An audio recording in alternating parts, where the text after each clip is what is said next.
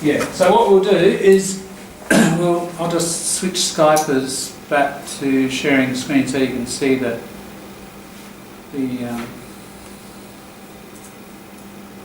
performance again.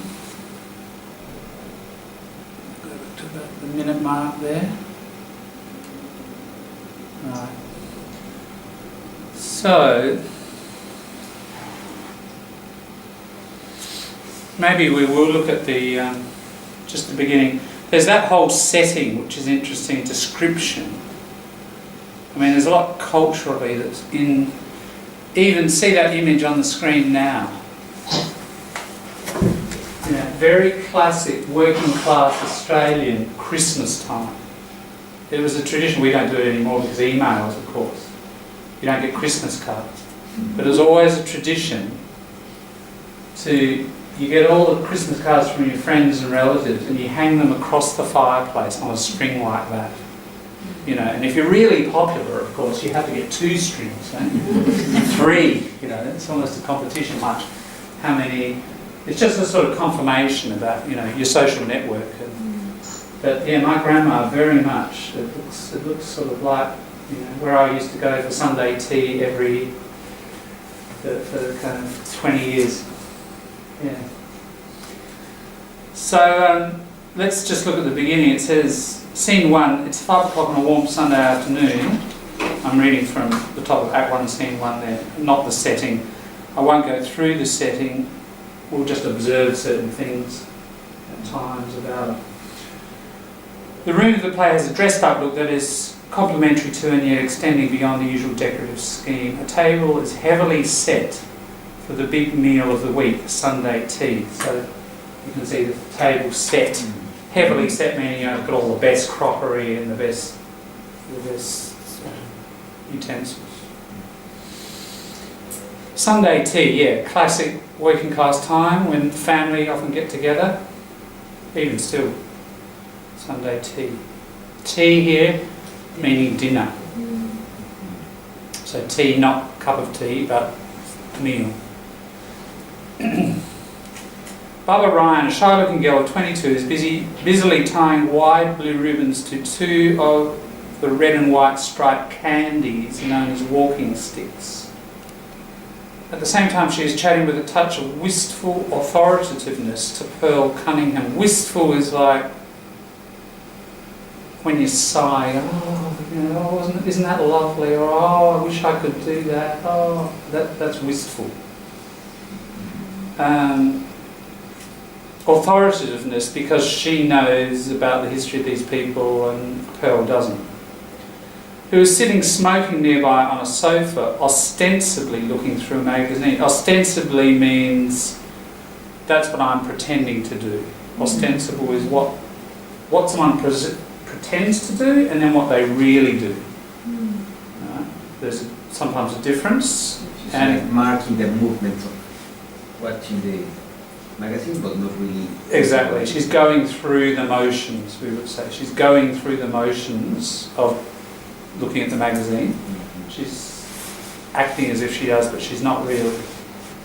But listening rather suspiciously. So that shows she's doubtful about the whole thing. Pearl is a biggish woman, well corseted. The corset is the sort of, you know, tied up tight around the waist, with dyed hair. She is a widow, so husband has died. Driven back to earning a living by the one job she knows well, that of barmaid. Though she would infinitely prefer something more classy. Head saleswoman in a frock salon. A frock? Old word for dress. Frock. People don't say frock so much anymore, but country people will. A frock. Yeah.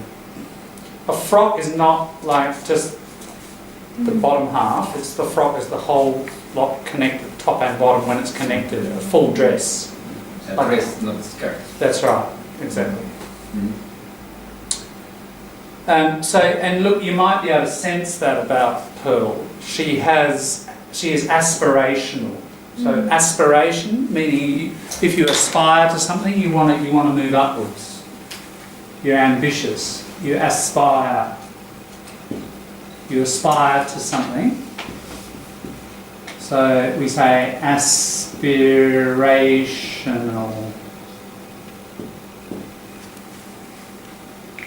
That word is used a lot in sociology, and like you hear it on the media, and they talk about aspirational classes, people who want to move up. The pub game, she feels, is rather crude. Crude, sort of vulgar, not very high culture. So low culture. She is wearing what she refers to as her good black, with a double string of artificial pearls, very discreet. So she's trying to dress up, look classy. Yeah. All right, so we'll go from there. We'll just do the first page and see what arises.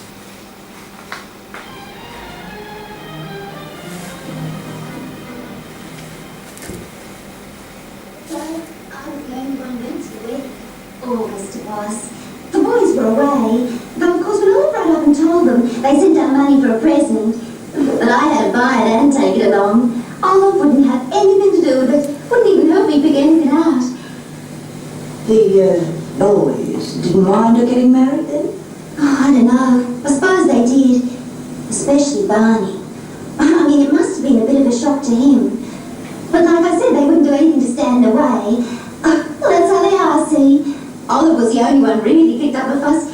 She wouldn't believe, even up until Saturday afternoon, that they'd never go through with it.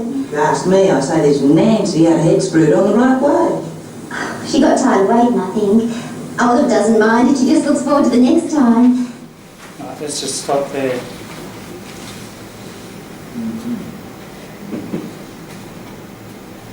All right. Skype, I'll just switch you back.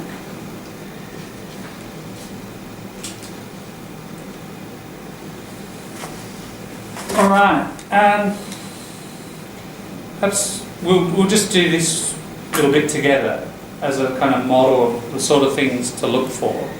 And the next page or two, I'll leave you in your groups to discuss it. Right? But so think of how we've pulled that Tim Winton piece apart linguistically. You know, we're looking at doing this. So.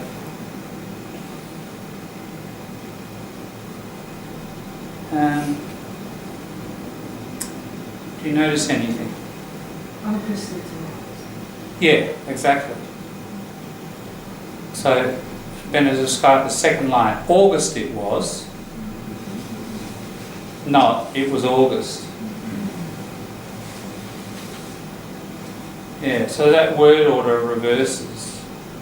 August it was. It was August. You could say it was August, but August it was. What does that do? Emphasize. Yeah, it emphasises. You could say hot it was, really wet it was, stormy it was. Or is it old-fashioned or still? No, still good point. Yeah. Or just remind me with that question if all of this so far that I can see here on this page, there's nothing that's obsolete.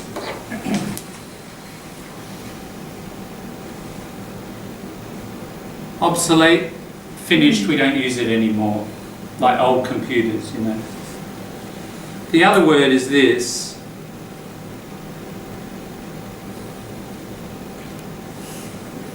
Anachronistic. Chron, time, Greek. Ana, meaning like kind of opposite. None. So anachronistic, it's old, it's finished with, time has left it behind. Now the reason I'm putting that up there is often you'll see something like anac or an, and they'll use that in dictionaries. That's the word they often, both, you'll see both. Obs, they might say obs or anac, something like that. And that means it's old, we don't use it anymore. But it's still there in the dictionary because you might be reading an old book, you know, from the 1900s or so, 1800s or whatever. What's the example of like the words we don't use anymore? Sorry? What's the example of the words we don't use anymore? An example. Yeah, like frock is sort of, is semi-anachronistic, like it's disappearing. So my mother-in-law from Narracourt down the south, she might say, oh, you know, I bought a new frock. But people in the city, so my mother's generation maybe said frock. So it's a dying word. So in 50 years it'll be obsolete, probably.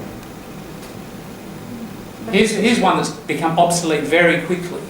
It's not quite obsolete, but it's disappearing really fast. We saw this collocation, and I find it really ugly. Everybody's now saying moving forward. Right? Horrible American corporate sort of language. That structure, from now on, that's what everybody used to say. But I'm just been amazed at the death. That has died within about 2 years. And everybody's saying this, you know. That's almost obsolete. I hear very few people say it. So some things can die really fast, like that. Will they like take it off the dictionary? No, that's a good question. It depends on the philosophy of the dictionary and the editorial policy. And the Oxford Dictionary has a policy, once a word is in, you never take it out. So they're very conservative about what they put in. There are words being invented every year, of course. Every day. There's about 200 in English that appear, because it's a global language and you've got people in all sorts of specialist areas that Oxford don't absorb, all those, because they wait until a word passes a series of tests, and one of those is it's appeared for a number of years and it's been used by certain groups, then it's in, and then it stays in. So what that means is you can be reading something by Wordsworth in the 1806 and you can look it up and it will be there. So Oxford preserves that history. Other dictionaries are much faster to absorb words, but then throw them out quicker as they become obsolete. So, yeah, it depends on the dictionary philosophy. What else? Anything else?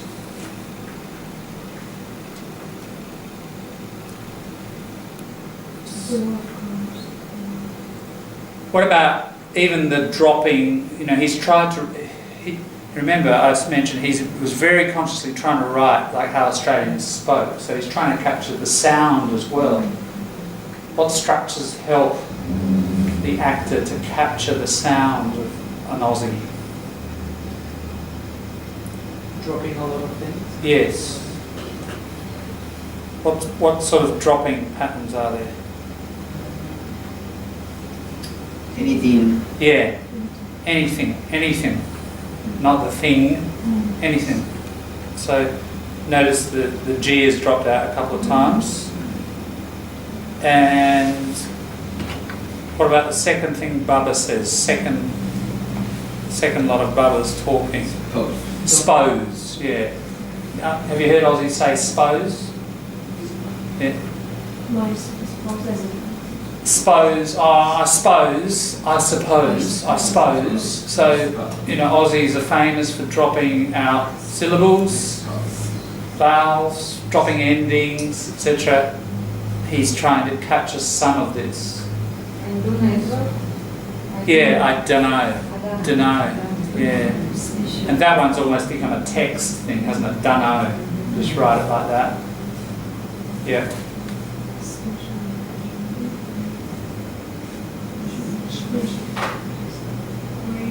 Is it not an American? Dunno, it might be that spelling, yeah. It might. And I think that's a common one that we all sort of share, the way we say that. Yeah, you're right though, the spelling would have come from there. Yeah. What's that? I don't know if it's wrong. I can see it correctly. Is it an apostrophe especially? Yeah. So where is that? Second line, go back. Especially Barney. Yeah, especially. Instead of And dropping E. Yeah, dropping the E. So it would normally be especially Barney, and it becomes specially. There is a difference between especially and specially. If that leads to that question, doesn't it? What's the difference? Yeah. Especially is far more common. And we use specially usually for like when you're doing something or making something for a particular purpose. These shoes were made specially for the Queen.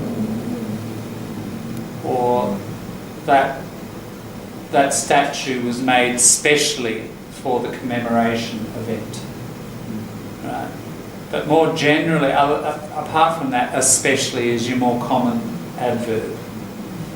And she's really saying especially, but she's just dropping this E. So it is really especially, but it sounds like specially. So there is nothing to do with the American and English way of spelling it? No, there's no difference between American and English and Australian in the use of specially and especially. No. And like the Nancy had her head screwed on the right way. Yeah, Is that exactly. Yes. Yes. See, Pearl says that, glad you picked that one up, little idiom.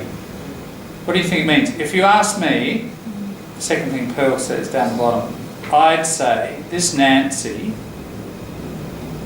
notice that, this Nancy, not Nancy, this Nancy, Because why? she doesn't know her? Eh? Is it because she doesn't know her? Yeah, she doesn't know her.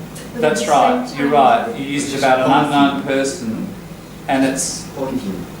kind of like pointing, isn't it? And it's stressing. Like this particular person really had their head screwed on. What does that mean? He had their head screwed on. She's not crazy. That's right. She's not smart. She's not dumb. And She's smart. So if you had your head unscrewed from your body, it's not connected. It's like, useless. She's got it screwed on and it's working perfectly. It's a kind of quite a comical metaphor. I understood the opposite. Ah, right. like in a way, she's kind of throwing a shades to the other girls. She's, Throwing shade, like being shady. we wouldn't say throwing a shade, but she, you mean she's, How do you say that? okay, That's sort of being mean. yeah. Casting aspersions. Aspersions, I think, or is it a T? Aspersions, might be a T. I'll look that one up. But because I've only ever heard it, I think. Casting, throwing, aspersions, like your metaphor of shade. It's like a little bit of dirt, like in hinting that the other people are not so good. Yeah, so that's casting aspersions. Is your formal sort of way of saying it. You're casting aspersions on someone, at or on someone. Yes, you're right, because she's implying negatively that the others don't have their heads screwed on. Yeah. Yeah, so that's a little idiom, isn't it? You have your head screwed on. That's quite modern, people still use that. Absolutely. But remember I said last week, all these idioms generally are collapsing. Younger people, I've never heard my kids, for example, say that. And maybe they never will. It's kind of unfortunate, those, last week people said, happening in my language too, like, it's a pity all that cultural, imaginative creativity is dying away. But it doesn't mean it's obsolete yet. Anything else like that? There's at least one other little idiom in there. Still very common. We've got Bubba. Olive was the one really kicked up a fuss. So when you kick up a fuss, you make a fuss. You complain, you object. So you kick, it's like you're resisting, aren't you? You're kicking. It's like, think of a kid, a little 2-year-old having a tantrum, getting really angry and kicking and screaming, that kind of idea. Kick up a fuss. Very, very common still. And again, that one might be universal, like certainly English people say it, Australians, I'm not sure if Americans say that one so much, they might. Don't know if any of you heard it on television or American movies. Can't think that I have. I think it's more in English sort of thing.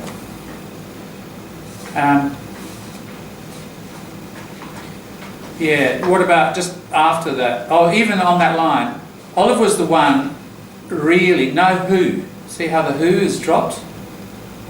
Olive was the one really kicked up a fuss. The who has disappeared. It's ellipsed, isn't it? Now, that's a working class thing. Middle class won't ellipse who. But working class people, some, will. So that's a cultural class marker. If I hear somebody speak like that, I know culturally they're working class. You know? So he's got a good ear, this writer. He's capturing not just the slang, he's capturing the grammar and the ellipsis of working class people. You know, that's pretty good, pretty sensitive writing. That's why it's a nice, it's a nice sample of language to look at, because this writer has got this very, very finely tuned ear to the language. There's another thing I can highlight. Yeah. In the second appearance of Copa, Yes. the second to the last line, Yep. that Nance ever go through with it. Yes. Nancy and have is contracted. Well, yeah, now, that's an interesting contraction with the apostrophe D can be two things, can't it? It can be had or would. That's right. It will always only be one of those, but it can be, one or the other, and you've got to figure out. So what would it be in this context? If it was this would. Would, yeah, that Nance would ever go through with it. So she wouldn't believe, even up to the Saturday afternoon when she was going to get married, that Nance would ever go through with it. So Nance, yeah. So there's a contraction, very common in speech. I'd like the green one, please. I would. Isn't it? It's much more natural to contract it like that. I'd had a difficult time the week before I had to start work. I'd had. So you've got those two contractions possible from the apostrophe D. And you've got to figure out from context which one it is. And why they didn't wrote Nancy? Right, because, yeah, good point. Nancy becomes Nance as a little nickname.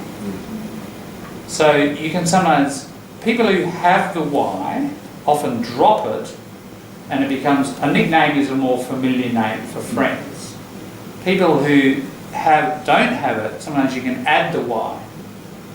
Rob, Robbie. Depends on the name. So yeah, certainly in Australia it can go both ways. So here, Baba, she's known Nancy for a long time, so she can call her Nance. Pearl, never met her, she wouldn't say Nance, because she's not familiar. So that's the use of the nickname here. So it's Nance. When you go through with it, are you familiar with that phrasal verb? You go through with something, you continue to do it, don't you? You don't stop. Go through with. Yeah. Even look at what Pearl then says. If you ask me, now I'm sure you know that structure. But remember what we're doing. We're not just noticing new things, we're trying to notice things that you'd like to get into your active vocabulary, So, if you ask me. So it's a little filler, but it emphasises, like, I'm going to give my opinion now and I'm going to be quite definite what I really think. So it's opposite hedging, it's boosting. Kind of, yeah, good point. Yes. Yeah, that's right. It tends to boost and tends to add a definitiveness to your position. Yeah. And it even links up with that next bit. If you ask me, I'd say, if you think of that as the package, isn't it? So, you know, I hear very few non-natives use those sorts of structures. But it's those, if you can get them in and throw them in here and there, pepper your speech with these things, it will turn your, you know, very good English into that next level of native-like quality, if you get this stuff. Now that structure there is universal. It's American, English, Australian. Is there any purely Australian stuff here? Not really, not yet, that I can see. Apart from the, you know, the dropping of, oh, Nance, Nancy, that's also English people do that.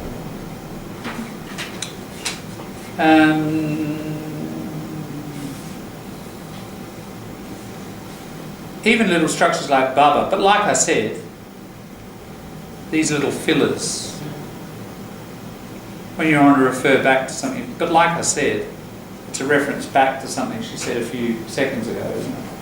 Quite a useful pointer if you want to refer back to earlier things that you've talked about. Where is like that said? Second thing that Baba says, second little talk. Oh yeah. But like I said, yeah, they wouldn't do anything to stand in the way. That's how they are, see. See that C just tacked on the end? That's how they are, see. Pretty working class little pattern there. It's a little tag, a little bit of extra. You don't really need it. But it's inclusive, isn't it? It's like saying, do you see? But all that do you is ellipsed. That's how they are, see. See or look, or do you? No, you couldn't say look. Yeah, that's how they are, see. You have to say see. See as a see in terms of confirm what I mean. Yeah, Not as a see. that's how they are. Do you see? Do you see what I mean? Yes. So it's sort of asking for confirmation. But can you see how it involves an interaction? Instead of just saying that's how they are, you're saying do you see? You're recognising the existence of the other person, and then you're asking them to share your understanding. So it's a much more interactive thing, you know, through that one word. It's socially much more, yeah, it's a much more social way of talking. And it's inclusive, that would be the word, it's inclusive. Just on quite an unconscious level, we're not aware of a lot of this, but it's doing that. It's adding a warmth to the language you're using. And a lot of this stuff does that, and that's why, you know, I think you need to know it and control it, because you ultimately, I think, want that level of inclusivity, or to project that when you want to. Phil says like the boys didn't mind her getting married then, like even that it's Yes. the boy, but they just wanted the. Where is that one, Tosh? That's the second last phrase for Pearl. Like questioningly. Ah, yes, I boys see. didn't mind Then, her. yeah, right, at the end. The boys didn't mind her getting married then. Yes, right. Yeah, again, adding this little tag, isn't it? You could just put a question. Didn't mind her getting married then? Under those conditions? I guess that's what the meaning, isn't it? Do you need the comma in this case? Yeah, the boys didn't mind her getting married then? Yeah, there's a little pause. There is a little pause. Yeah. If you didn't have your then, you'd really have to have some other sort of link. Like, so the boys didn't mind her getting married, you'd need a so. Because your then is referring to those conditions that have just been described, and that's why you're using, you know, this term then. The people here you usually pretty often use them. Yeah, yeah, in, right. in this is context in here, Uh-huh. but in Australia. Yeah, pretty common. Yeah, Yeah, pretty it is. common. Yeah, you'll hear it a lot. Is there Now- special rules for that? It often comes at the end like that. Yeah. Yeah. But what's let's try to emphasize what they say. Yeah, it's a linking word, linking back to what the other person has just talked about. So, blah, blah, oh, you know, oh, I can't pay my water bill till next month. So you won't have any money till next week then. You know, it's like... Till the time or at the time? Well, no, I wasn't meaning I was using stuff about time, but it's not really. It's just, it's like as a consequence. So it's like using so, but you can put it at the end, you can put it at the beginning. Then you won't have any money to go out to go out to the cinema. So you won't have any money to go to the cinema then. So it's just a linking. It's the same like so. It's like so, and you can move it around. You can't move so to the end. You can't say, oh well, you haven't got any money to go to the cinema, so doesn't work, does it? You can say, so you haven't got any money to go to the cinema. You've got to have it at the beginning. But you can use with so then you can use at both ends. But you can. Yeah, so you can only use at the beginning. Now, what this reminds me of is these sorts of things. Your best book, which I've shown to diploma people, but I don't know if you remember it. Because it's the best book. Oh, it's a PDF maybe. That'd be nice. You might get it unscribed. I'll just go images first. That book. Do you remember that in diploma?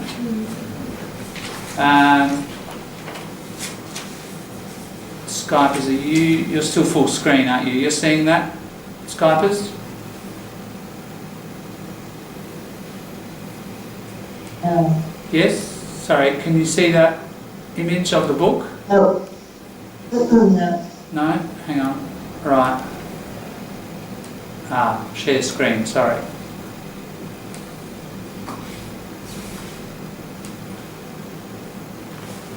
That one. That Cambridge Grammar of English.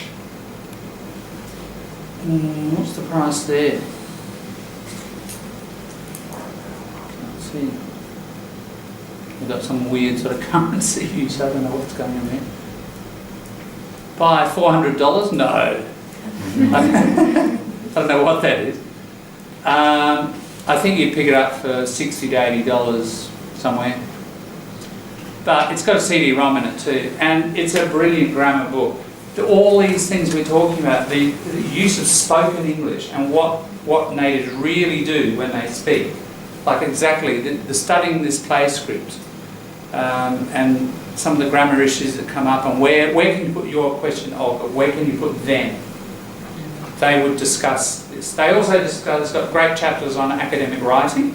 So they discuss the whole range of English, from very, very formal structures through to a lot of stuff. And one of the real strengths of it is all this discussion of the grammar of speech. And what they've done is they've got a lot of real speech from recordings, and they've analysed it grammatically, a bit like what we're doing now. And then they've discovered all this stuff that hasn't really been written about before in standard grammar books. Standard grammar books tend to be more, sure what people say, but there's a lot of breaking of those rules, Not chaotic breaking, there are other rules, the way you break the rules, right? And that's kind of what this book is about.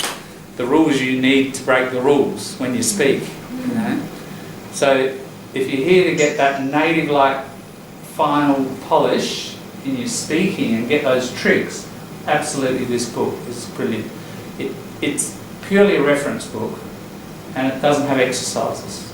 You just have to read it and then, I guess, notice how people are then speaking, and it'll make you much more conscious of how people are speaking and your own speaking. Fantastic little book. All right. So it's Carter and McCarthy are your authors there. Carter and McCarthy. Get a big picture. You've got the authors. Let's see if you can find a good cheap one online somewhere. as it says, comprehensive guide to spoken and written. It's very conscious of those two ends of the language. All right, we'll keep going on the script, shall we?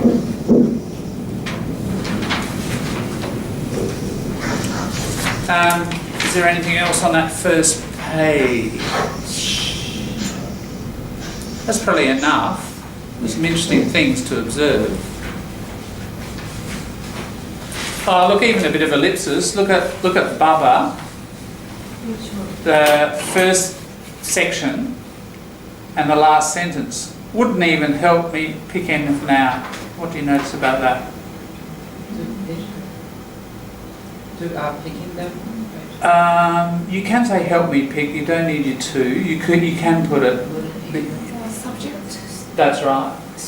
She wouldn't. That's right. She wouldn't. Just drop the subject, isn't it? Very common to just drop the subject. Wouldn't, blah, blah, blah. The she is not there. Now, you know, that's really breaking the rule in the sense of classical grammar, isn't it? No subject to your verb. What's going on? But of course, speakers do that in English and probably in your native language a lot.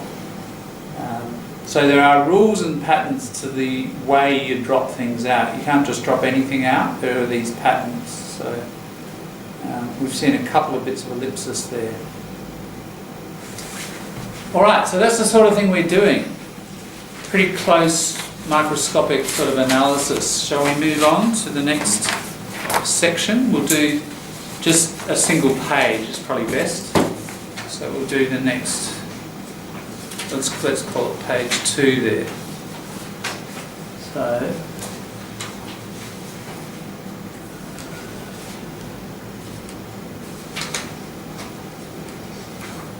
right, let's go on.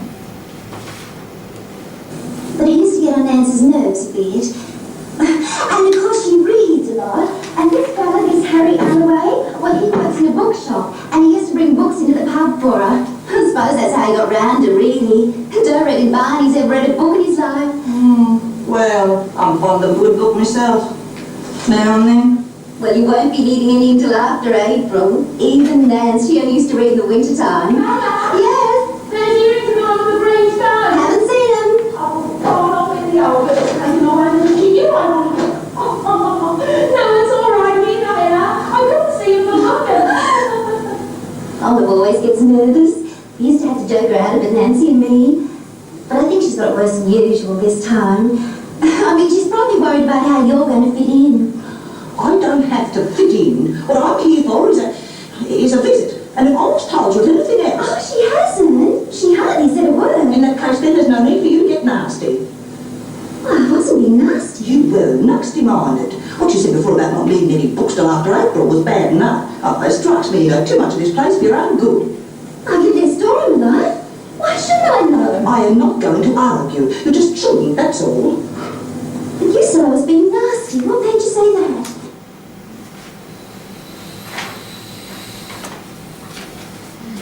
All right. I'm going to hand it over to you for 3 or 4 minutes to discuss amongst yourselves. Skypers, I'll just switch you back to yourselves.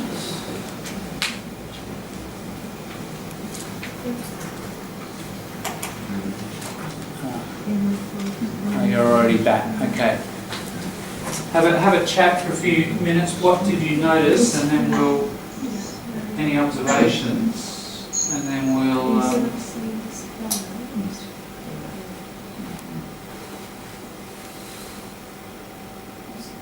We'll go through things.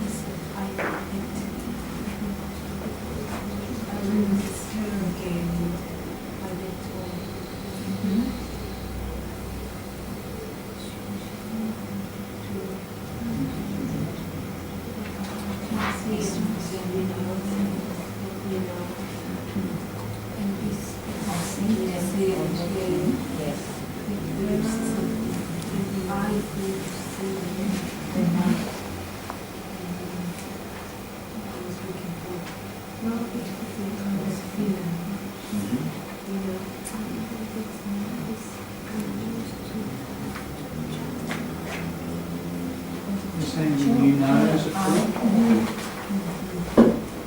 No, not that one. That's part of the main state. If you had commas around it, it would be a filler.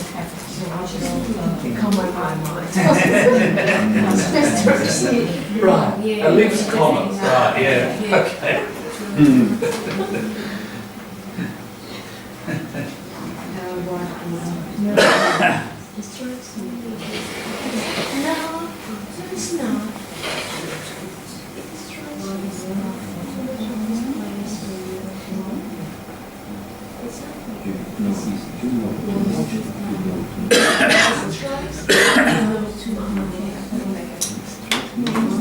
Is there any difference in pronouncing the same name Barney for girls and male? It's not a girl's name. No? Is there like a, do they call it any like short nickname? No? They call Barney. Somebody might, because it's got an E, Barney, it might become Barn as a nickname. Haven't heard that, but it could. Do you want Big Bang Theory? No. Is there a I person think there's a called girl Barney? called there? Barney. A girl? Oh, right. Maybe not. Could Maybe be. like- Could be. Is it American? Yeah. I mean, they might, have a different... Maybe it's a different. Really, it's almost impossible these days to have rules for names. People just break so many rules when it comes to names. Daniel and Daniel, is it the difference? When it's Yeah, generally female is E-double-L-E, Danielle, and you pronounce it like French, Danielle and Daniel, so the stress will be different. Danielle is usually, that's the female, and Daniel. Same as Adrian and Adrienne. Adrienne is your girl? Yeah. Adrienne is Yeah, and it's spelled E-double-N-E, it's more the French pattern. Yeah, but there are those. But Barney, I haven't heard as a female. But yeah, it's gone pretty wild with rules of names. They hardly exist anymore. Is Rue like a shorter version of Rooney? Reuben. It's actually, they talk about it on about the next page of the script. But it comes from the word the name Reuben, which is an old biblical name. It's not that common, but people are. Yeah, it's a Jewish name, Reuben. Become Reuben. Yeah.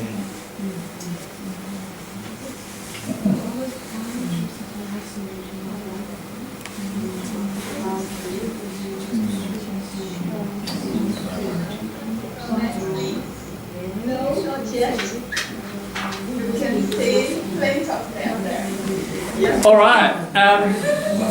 Let's share our observations.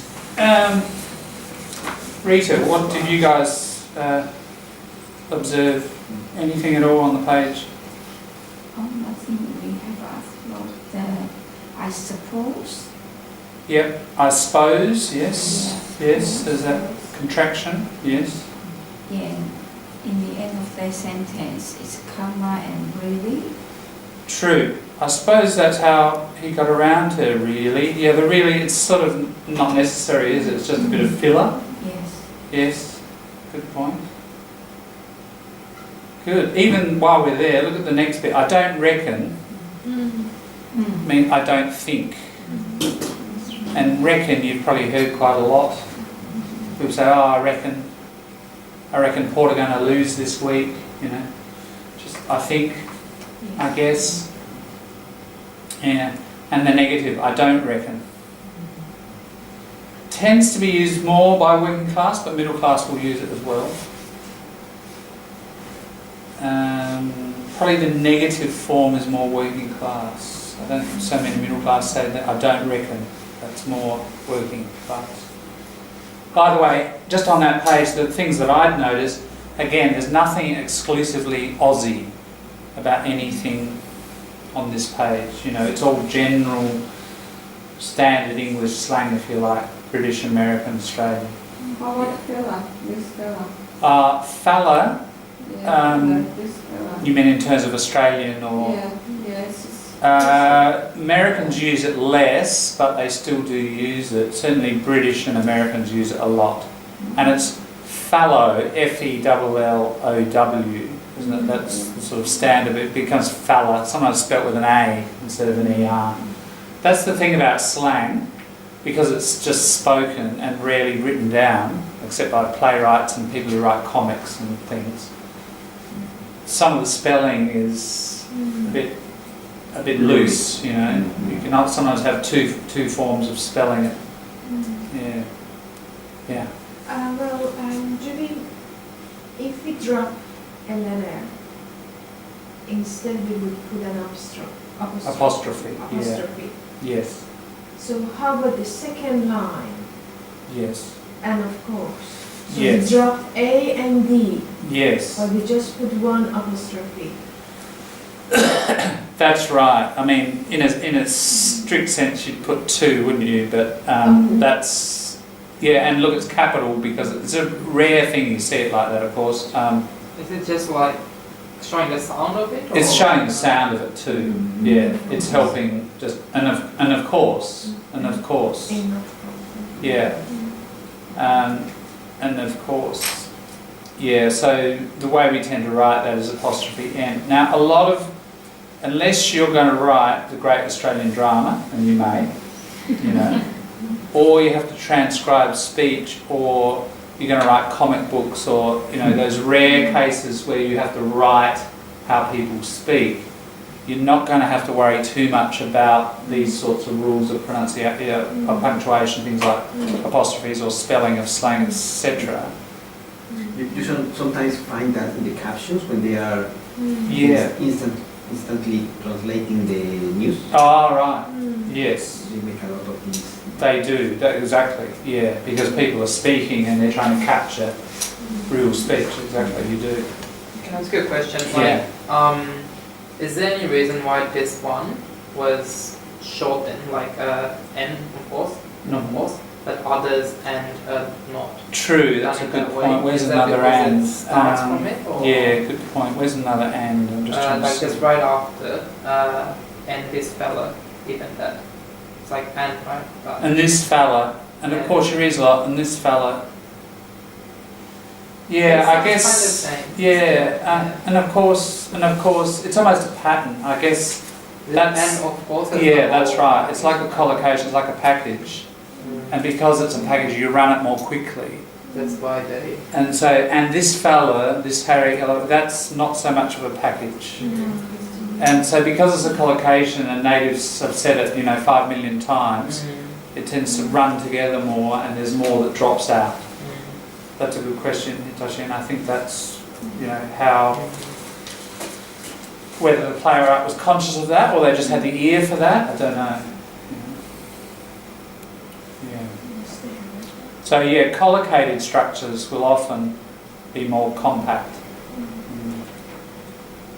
Just what about the idiom at the beginning? But I used to get on Nance's nerves a bit. Something irritates, annoys. Something, oh, that's getting on my nerves. Very common still.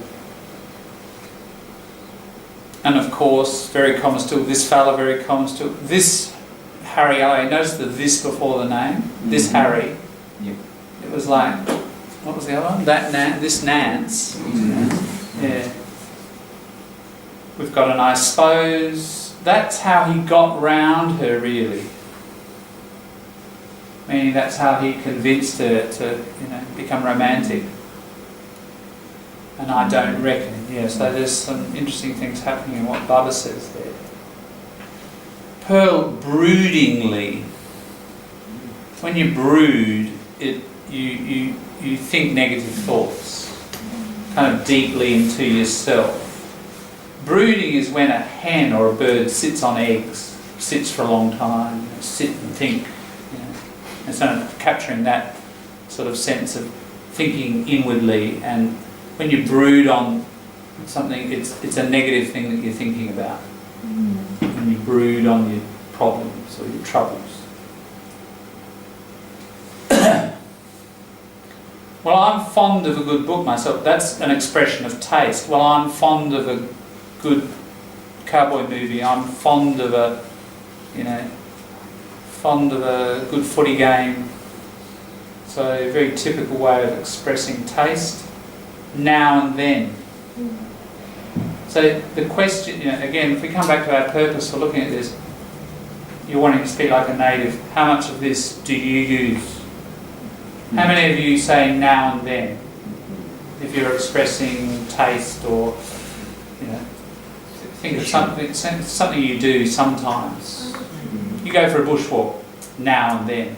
Or would you say, I go for a bushwalk sometimes? Every now and then, that's another way too. Yeah. But who would say, I'm sure you'd all say sometimes if you had to express that, right? Yeah, and that's the most frequent. But then this is more relaxed, slangy sort of.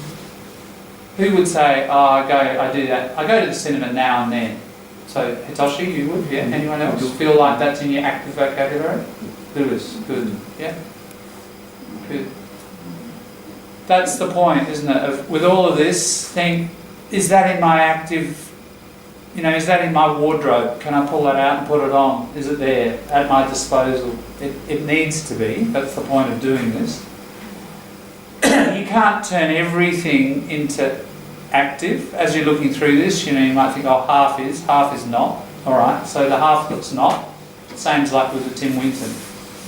That's stuff that isn't under the belt. Which bits do you feel are you? Because all of these structures are not necessarily you. They might be too upper class, they might be too working class, they might be too, for whatever I describe, or you get the feeling. They might be things that only men tend to say, or I just don't feel that's me, So I won't say that, but this other structure, I could use that a lot because I often want to say that sort of idea and it fits my style. So that's what you've got to collect. Right, so have something that, even go back to that first page and mark out 2 or 3 things, from that first page and maybe half a dozen here that you want to get into your active vocabulary because we don't have time now, and we won't for this week write something, but maybe next week, collect these things and try to put them into a bit of writing. Now, most of them don't belong in writing, but how else are you going to practice it? You want to try it in writing. I'll give you feedback on your grammatical use, etc. Then when you get that feedback, you go out and use it. So this is the testing ground, where you try it out and I'll give you that feedback. So that's where we're going with this. So Sorry, John. Yeah. I'm fond of this just before previous line. Yes. I'm fond of, in my opinion, it's quite upper class. What is your opinion? I'm fond of. I'm fond of. No, I think anyone can say that. It's pretty much anyone's structure. Yeah. Yeah, because I haven't heard anyone using, maybe the No. young generation. Probably in the young generation, it's even might be more a working class thing. Oh, I'm fond of going fishing occasionally, you know. And it's often said this way, I'm fond of, and then a noun, rather than how I say it, I'm fond of going. I'm fond of a good fishing trip every now and then. You probably nominalise it, turn it into a noun. I'm fond of a good, and it's often that structure. I'm fond of a good cowboy movie every summer. I'm fond of a good footy match, often with the good in there. So I really enjoy this thing.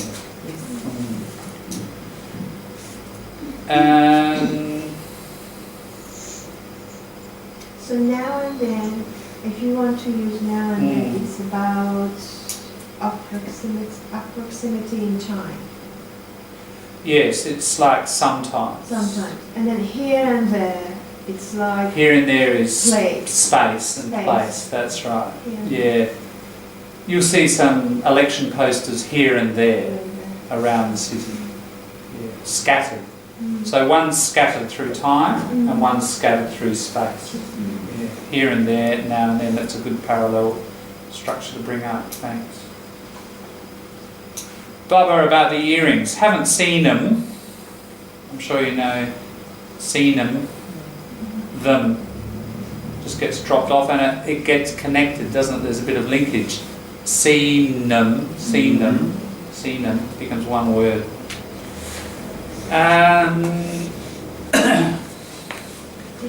Even, and of course, look,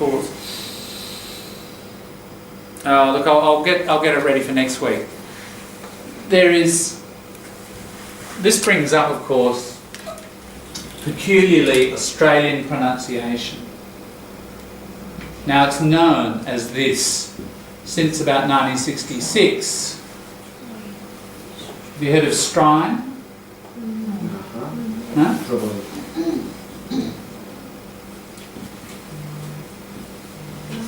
Right, there's this famous book, I don't know if the younger generation know it because it came out a long time ago. Let's Talk Strine. Let's Talk Strine. And it's a dictionary. And it's by Professor Affabek Lauder. Now, if you think about that, Professor Affabek Lauder, alphabetical order, right? So it's not a real name. Let's Talk Strine. You've got to say it through your nose like that. Let's Talk Strine. Now, when you say it like that, what does it sound like? Let's Talk Strine. Let's Talk Australian. Right? Let's Talk Strine. Strine, right? That's Australian. All right, because all of the vowels and the all is all dropped down as a strine, right? And it's a whole book of these expressions, and it's actually quite interesting. I mean, it's funny, very funny, because you look at this thing and even you look at it, sort of, what does that mean? But then it has a definition. You think, right. But the guys again got a very good ear for how Australians speak, very strong accent. You know, a very working class country, and how they drop a whole lot of structures and push things together. And I'll find a bit of it next week for you. There's stuff on the internet, and we could take as a bit of fun a couple of these and unpack them. When you do unpack them, it's actually, on a serious level, you'll start to see patterns of phonemic. You know, we need our phonemic chart and look at how things disappear and how other things come in. And if you do study that sort of stuff, and after a while you get some of those patterns, your listening will, you know, clarify a little bit, because you'll understand the structure of how Australians abuse the English language. But there are some pages and some links on the internet which I'll send you, and the original book is a classic and you can order it, but it is a bit complicated. I'll give you some guidance. All right, in our last 5 minutes, we'll see if we can finish this page. So I was just looking at senum, and that's a typical sort of strine thing. Ooh, I'll bet the old girl's taken a loan of them. That's a good location. Yeah, now the old girl, referring to, not sure who there. Sounds like the mother. You talk about the old girl, can be the wife or the mother. The old man is the father. They say old man, but did they say old girl as well? Or your mom? Never heard that. Yeah, I'll ask the old girl. Yeah, it can mean the wife as well. Depends on the context. You hear both. The old man is very much the father. Doesn't tend to be used about the husband. It's that gender non-neutral sort of thing. Ooh, I'll bet. So I think I'll bet. Very, very common. Now here's the question: have you ever used I'll bet? Yes. Yeah, good. Some of you seen some nods. Good. Taken a loan of them instead of lent them. Taken a loan of them. Fairly working class way of nominalising that. Further down, she says, "No, it's all right. Here they are. I couldn't see them for looking." Now that means she was looking so hard, she missed them. That's what that means. Obviously, this is because they are working class, but why it was easier to say they borrowed them. That's right. Yeah, or lent them would be the simplest. Yeah, just borrowed. So you're right, borrowed. Yeah, taken a loan. It's just a bit of nominalised form.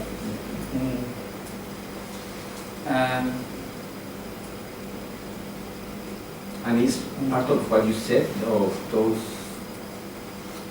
It's a fairly working class thing to say, that one. She's taken a loan of that. Yeah. The couldn't see him for looking is like, as I said, looking too strongly and missing the obvious. Bubba. We used to have to joke her out of it. So she got nervous and you joke someone out of being nervous. Not so common, that structure, but only this time I think she's got it worse than usual. Worse than, isn't it? So again, that's like a bit of strine, isn't it? Dropping huge chunk, like there's only one letter left of the THAN. There's only a N left. Very strine. Worse than usual. Yeah. Only this time, and starting full stop, only this time, we would never do that in writing, really. It's a but, isn't it? But she's using only here, like a but. I mean, she's probably worrying a bit, so I mean a bit of filler. There's quite a few fillers. I talked about fillers last week and how, alright, they're empty, but they're not lacking purpose. You can use them.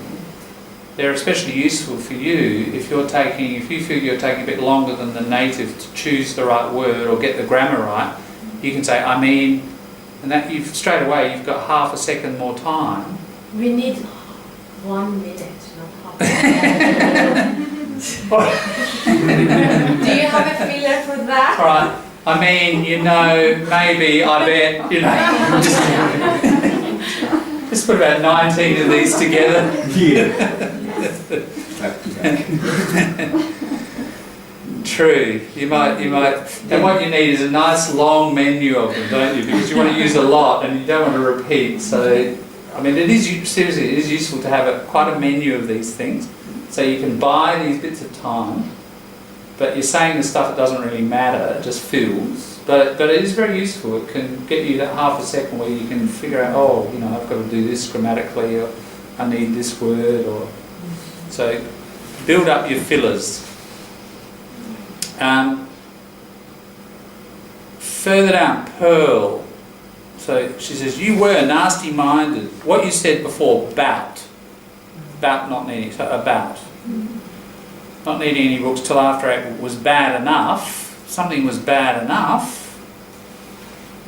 And then you go on to say what it was even worse. So it's a structure when you say, X was bad enough, but this thing was even worse.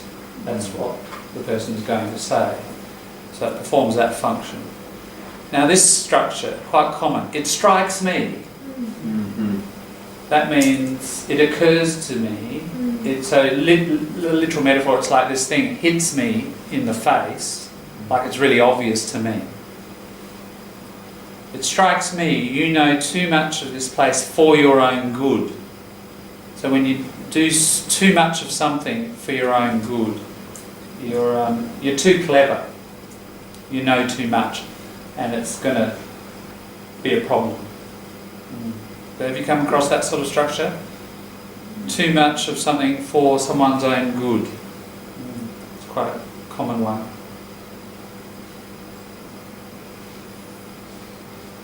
Those are the things. Even look right down here. See a pearl. That's all. I'm not going to argue. You just shouldn't. That's all. That's all. It's a funny and interesting structure. It's sort of, you make a strong claim, you just shouldn't, and then say that's all. It just softens it a bit. So when you want to, in an argument or a disagreement, or you're trying to explain to somebody something they need to do and they don't really want to do it, you add that's all, and it tends to just soften your request or your objection. Yeah, quite a useful little softener. If you look at it, I'm not going to argue, you just shouldn't, that's all. She's shutting down the conversation. When you say that's all, it means that's all I want to say. And I don't want to talk about it anymore. But I also don't want to go on about it. So let's just, so that's, I guess if we unpack it, that's what's going on in there. But because it closes something down, it does it in a soft way. So what you see with a lot of this stuff, we're getting into the socio-linguistics, aren't we? A lot of this stuff is social, it's about interaction, far more than, you know, if we're looking at other vocabulary, say from the short story, the vocabulary is just there. You know, and sure, there's a writer-reader relationship. But this is language used in the middle of relationships, and it's doing all this social work. It's softening, it's boosting, it's including. And let's face it, and I have mentioned the statistics, we do a lot more talking than we do writing.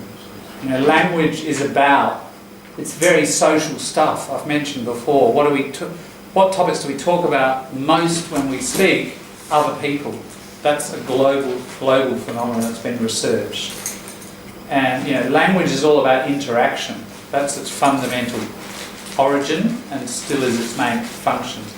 And getting all of this social stuff figured out and all those subtleties, I think, is what a second language learner, you know, really should want to be able to get to that final point, controlling all of that. Just like, you know, think of your native language, you know exactly how to put exactly the right temperature on something you want to say, don't you? So it's got just the right amount of politeness, but it's also firm, and you're wanting to be assertive but polite, all those sort of really subtle mixes. It's that sort of stuff that I think studying this can reveal. So it's going beyond slang, it's going into this interactive, what we call, linguists call speech, a speech act. A speech act is, in a sense, more an action, a social action, than speech. In other words, it doesn't necessarily have a lot of informational content. It has more of a social function. It excuses somebody, or it's a softener, or it's a politeness marker, or it's doing something socially. That's a speech act. And that Cambridge Grammar book I showed you has a lot of stuff on these speech acts. A lot. It's like a book, you know, half of it's a grammar of speech acts. And it's very unusual for grammar books to do that. So we can explore this stuff, you know, a number of ways. One, look at actual material and, you know, see what we discover, sort of a bottom-up process. The other is to get guides, theoretical guides like that, Cambridge Grammar, and, you know, read the theory and they're both good. They'll both, assist you in different ways. And I would do both, because one will enrich the other. The theory will enrich your observation. Your observation will lead to a sharpening of further observation, Yeah. Well, with that in mind, read over the next week. We've got 3 more pages, haven't we, to look at. Read with these things in mind. The idea of speech acts beyond just slang. I mean, look for ellipsis, grammar, etc. Come up with any questions like, is this a particularly working class thing? Is this obsolete? Do the Americans say this, etc. Just do that work and bring it along, and we'll play more of it and work our way through. But we'll have a bit of time at the beginning where you can share your questions and your discoveries, etc. Alright? This is what right? Usually say it depends on who you're talking with and like how they're speaking with us. Yes, absolutely. As your own basis, what would you recommend? Like, what's the probably like strongest slang you feel like you can use in any situation? Because I still feel like sometimes I feel like when people like use too much slang, sometimes I feel like I can use this, but sometimes people get offended as well. Okay, I think we should draw a distinction between taboo language. Taboo language is like prohibited, isn't it? Like swearing and stuff like that. That's taboo. So taboo means socially unacceptable, and slang. So if we drew, I'm running out of space here, but slang. Now of slang, there was a tiny bit that is taboo. Most slang is not taboo. All of the slang we've looked at so far, there's nothing there that's taboo, is there?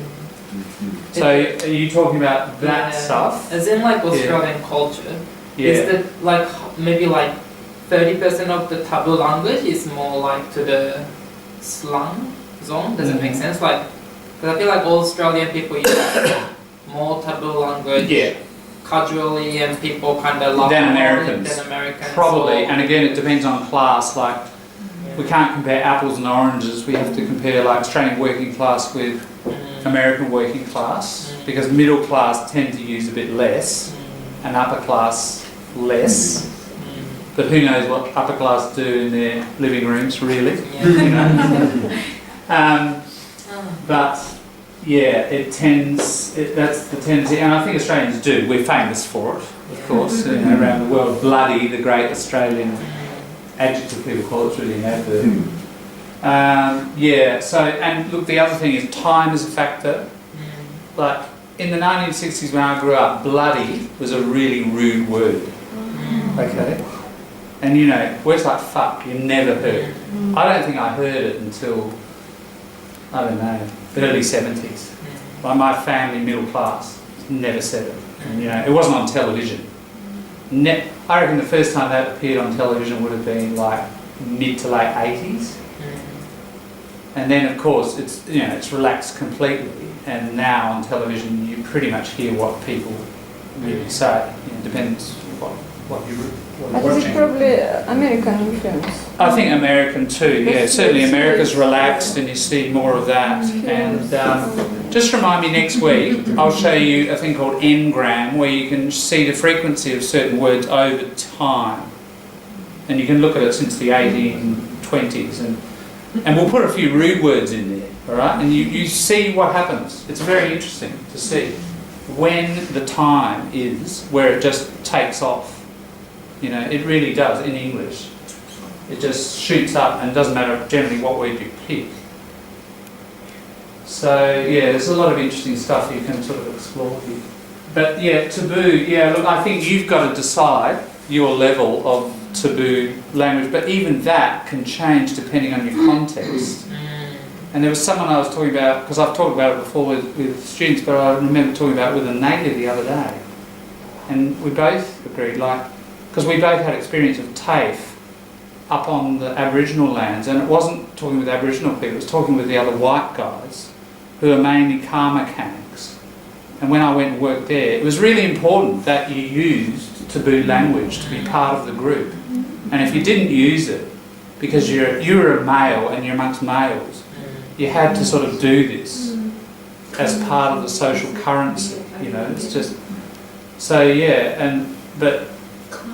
so it depended, and then, you know, you come back to town and then you change your register. It's called register, you know. And I'm sure you can think of situations like that in your own life, either in English or in your native language, where you have to shift. Yeah.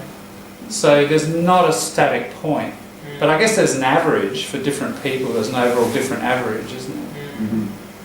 And that's stuff you kind of have to work out over time, depending on what context you're in, I guess. It's interesting stuff, I think.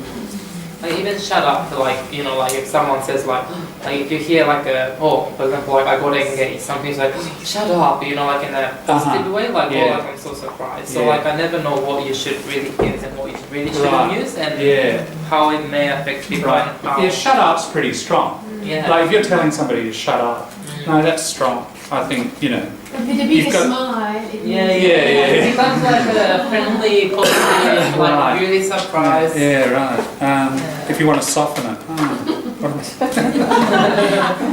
So yeah, like, Okay, well, if you joke, oh, come on, put a sock in it. So put a sock in your mouth, you know. That sort of, if I wanted to say, you know, I want somebody to be, oh, come on, put a sock in it, you know. Yeah, shut up I still wouldn't use, even though you can soften it with intonation, it's true. Really? But, yeah. That's interesting stuff, Hitoshi. We should discuss that more as we go, right? Can you raise that next time, maybe? Yeah. All right, starters, are we all okay? Was that okay, starters, in terms of clarity with the transcript? You could follow it okay? Grand. Good eyes. All right, we'll see you next week. Uru, there's a bit of Australian slang, South Australian slang. It's not anywhere else. Don't know why, and it sounds Aboriginal. It probably is. Uru. Uru means goodbye. Yeah, I use it quite a lot. So uru.